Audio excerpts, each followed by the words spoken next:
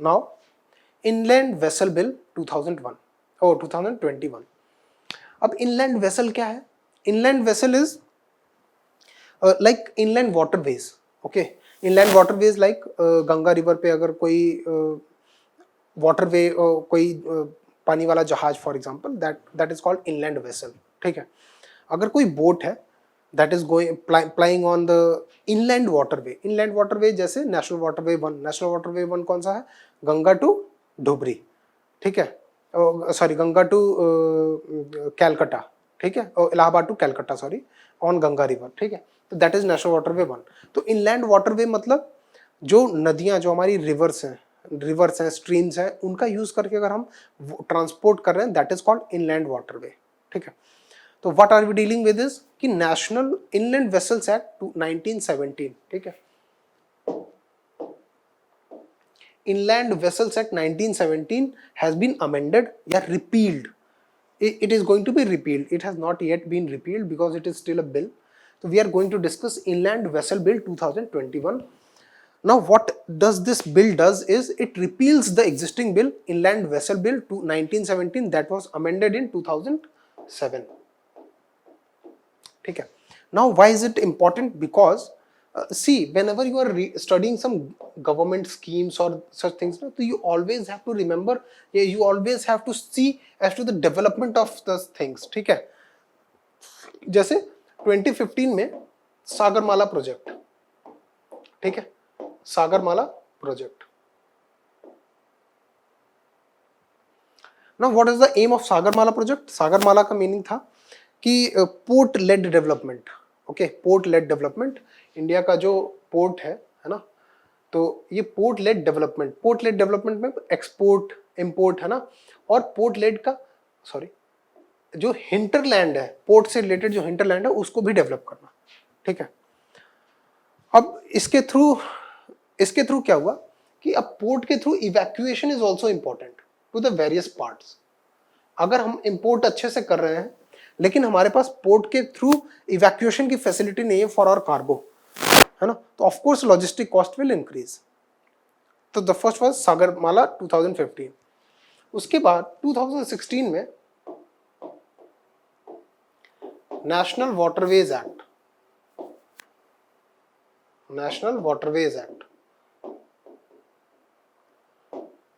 ठीक है, what it did was it declared 111 inland waterways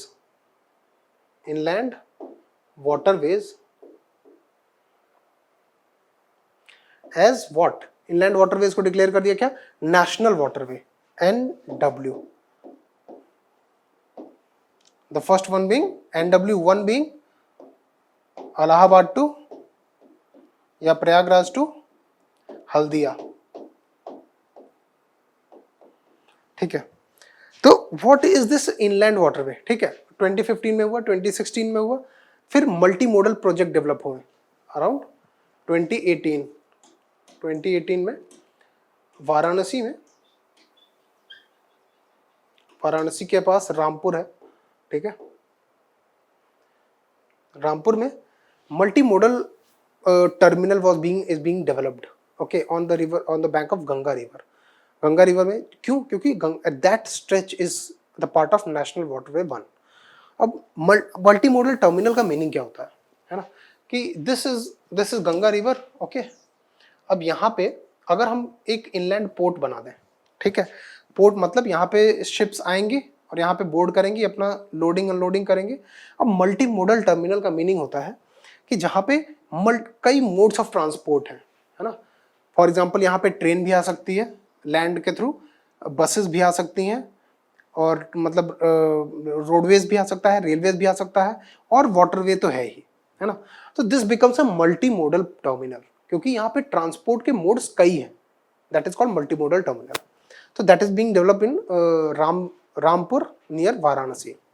तो यू कैन सी कि how the things have been involved, है ना. Now what the government has done to make the transport through rivers within the country easier and accessible, है ना, and to reduce the cost of compliance and to reduce the hurdles that entrepreneurs might face. What the government has done is government has brought a new bill inland vessels bill that is going to replace the Inland Vessels Act 1917, and that was amended in 2007. Fine. So now we are going to deal with what the various features of this act. ठीक है.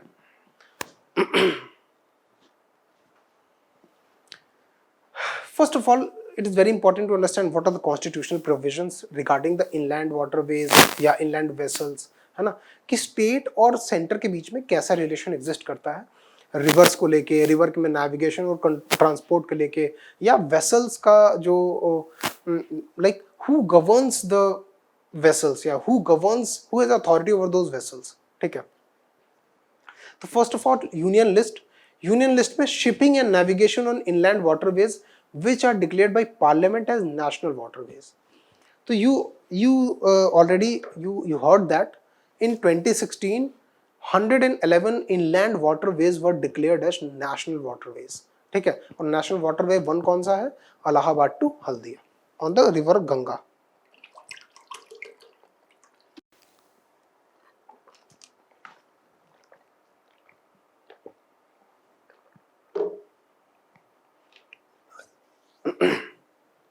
तो union list में वो laws वो चीजें होती हैं जिन पे लॉज जो है वो सेंटर बना सकता है. Okay. Now shipping and navigation on inland waterways which are declare. Inland waterways देखो, अब यहाँ पे हमें ये लिस्ट की जरूरत क्यों पड़ी, है ना, क्योंकि जो रिवर्स हैं वो स्टेट्स के क्रॉस फ्लो होती हैं. तो रिवर्स पे ओनरशिप किसकी होनी चाहिए? लोकल पीपल की. लोकल पीपल मीन्स स्टेट, है ना. बट इंपॉर्टेंट थिंग इज कि रिवर हो सकता है 2 स्टेट्स में भी फ्लो हो रही हो, है ना. इन दैट केस ट्रांसपोर्ट किसके थ्रू गवर्न होना चाहिए? एक सेंट्रल लॉ के through.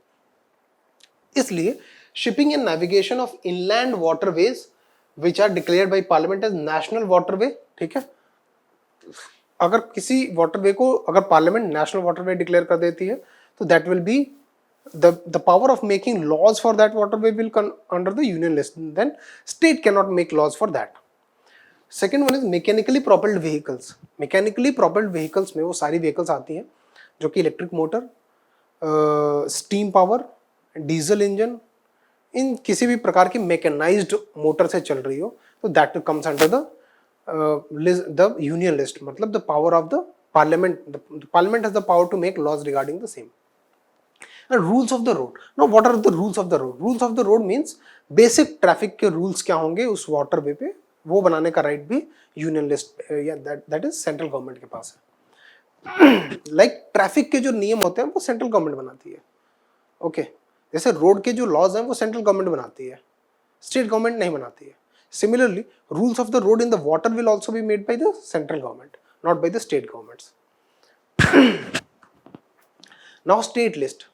The first point is subject to list 1. Subject to list 1 means anything that has been provided under the state list will be subjected to the control of the union list. Okay. मतलब nothing will be done by the state which is in contravention to the union list. Okay. मतलब state list cannot make laws on the rules of the road, cannot make laws on the mechanically propelled vehicles, cannot make the laws for the waterways that have been declared the national waterway by the parliament. Okay. The second point is inland waterways vehicles other than inland waterways other than the national waterways. पहला तो अगर किसी inland waterway को national waterway declare कर दिया parliament में, तो parliament के पास उसके रिगार्डिंग या सेंटर के पास उसके रिगार्डिंग मेकिंग पावर्स की उसके रिगार्डिंग लॉ बनाने की पावर है. लेकिन बाकी सारे वाटरवेज के रिगार्डिंग स्टेट के पास पावर है लॉ बनाने का. The second point is vehicles other than mechanically propelled vehicles. मतलब any vehicle that is not mechanically propelled. ठीक है.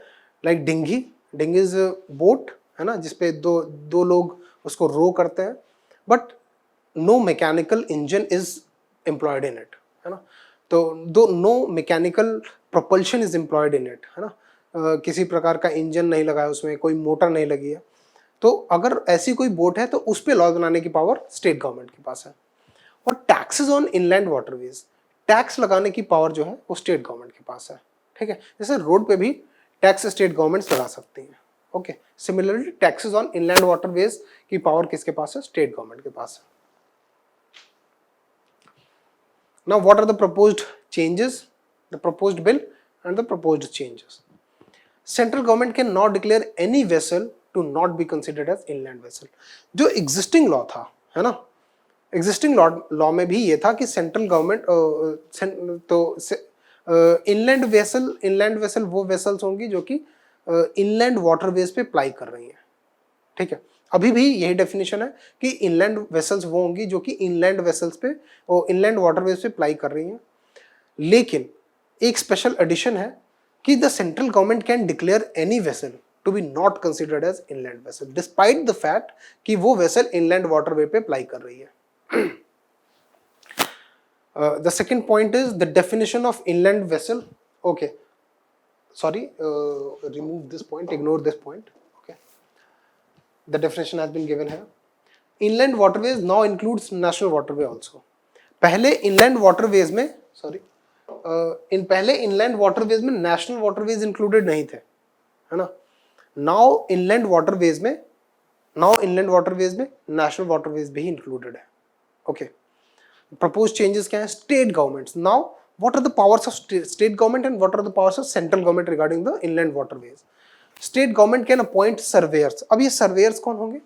अगर कोई भी बोट है ना, फॉर एग्जांपल कोई मैकेनिकली प्रोपेल्ड बोट है, अगर कोई भी बोट किसी रिवर के थ्रू कहीं जा रही है तो उस बोट का पहले सर्वे होता है। जैसे किसी भी एरोप्लेन को टेक ऑफ करने से पहले एक उसका AME aircraft maintenance engineer certify करता है कि this craft is ready for take off. अगर वो सर्टिफाई नहीं करेगा तो that aircraft can not take off. Similarly, surveyors will be appointed by the state government. अब इस surveyors का काम होगा कि before any inland vessel takes off into its way, it should be surveyed by a surveyor. He will be a public servant. Okay, he will be a public servant appointed by the state government who will go and inspect and check the inland vessel that is going to ply on the waterway. कि is it fit for plying or not, है ना। If that surveyor provides a certificate कि yes it is fit, then only can that boat go into the water, otherwise that boat cannot go into the water. तो अब वो surveyors appoint करने की authority किसके पास है? स्टेट गवर्नमेंट के पास। लेकिन what procedures and what standards should that surveyor follow, that will be prescribed by the central government. Okay, तो यहाँ पे आप देख सकते हैं कि किस प्रकार से डिविजन ऑफ पावर किया गया है। सिमिलरली जो कॉम्पिटेंट अथॉरिटी, दो पॉइंट्स हैं यहाँ पे, एक तो है कॉम्पिटेंट अथॉरिटी, एक है डेजिग्नेटेड अथॉरिटी। तो सेंट्रल गवर्नमेंट के पास पावर है कि वो एक कॉम्पिटेंट अथॉरिटी अपॉइंट कर सकता है जो कि इस लॉ को, इस एक्ट को इंप्लीमेंट करने में सेंट्रल गवर्नमेंट की हेल्प करेगा, ठीक है, लाइक इनलैंड वाटरवेज अथॉरिटी, ठीक है। वैसे ही स्टेट गवर्नमेंट के ऊपर जो पावर्स मिली हैं इस एक्ट के थ्रू, इनलैंड वेसल्स एक्ट 2021 के थ्रू जो स्टेट गवर्नमेंट्स को पावर मिलेंगी और रिस्पॉन्सिबिलिटीज मिलेंगी, उनको इंप्लीमेंट करने के लिए state governments can also appoint one designated authority, like central government can appoint a competent authority. Okay,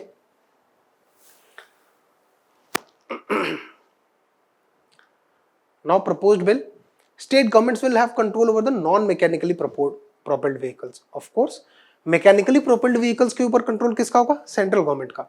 non mechanically propelled vehicles के ऊपर किसका कंट्रोल होगा? स्टेट गवर्नमेंट्स का। Applicability of motor vehicles act 1988 has been repeated. This is a very important thing कि पहले क्या था कि इनलैंड वाटरवे में जितना भी ट्रैफिक था, है ना, उस पे मोस्ट ऑफ द लॉज जो थे वो the rules of the road applied थे, ठीक है, कि ट्रैफिक कैसे होगा या ट्रैफिक का जो लॉज होंगे वो कैसे होंगे, वो रूल्स ऑफ द रोड थे, ठीक है।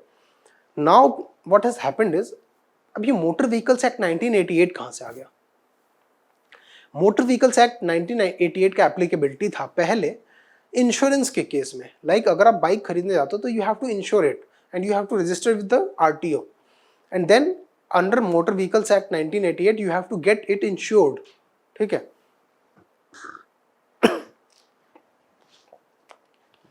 सिमिलरली इनलैंड वाटरवेज पे भी यही लॉ एप्लीकेबल था कि whenever you are purchasing a boat you have to get it insured under the Motor Vehicles Act 1988.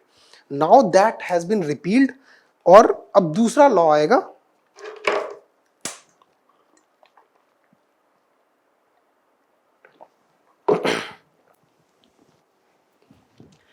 now the applicability of Motor Vehicle Act 1988 has been repealed in the domain of insurance of the vehicle. Like जो inland vessel होगा उसका insurance जो होता था पहले motor vehicle act 1988 के under में होता था, आरटीओ पे होता था. मतलब अगर आपने बोट खरीदी, मैकेनिकली प्रोपेल्ड बोट है, तो आपको आरटीओ के थ्रू होके उसको इंश्योर कराना पड़ेगा under motor vehicle act 1988. Procedure इस एक्ट के थ्रू होता था. Now that has been repealed. All non mechanically propelled vehicles will be also registered. पहले क्या था कि mechanically propelled vehicles were only registered, ठीक है. But now all non-mechanically propelled vehicles has to be also registered at district level, taluk level, village level and such. ठीक है. तो अगर किसी के पास एक लोकल लेवल पे कोई बोट है ना, बहुत छोटी डिंगी है फॉर एग्जांपल, तो he will have to register it at gram panchayat level. ठीक है. अगर उससे बड़ी बोट है तो the rules will be framed within the law. जब लॉ पूरी तरीके से बन जाएगा तो रूल्स आएंगे उसमें. नाउ प्रपोज चेंजेस क्या हैं? There will be central database. This is a very important change कि there will be a central database of all the vehicles और उनके crew का जो database होगा वो central database में available होगा. And no person below 18 years will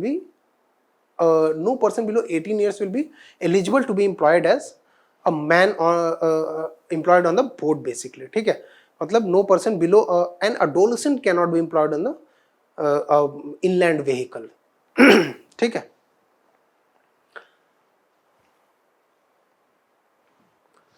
So that is all for the inland vehicles bill.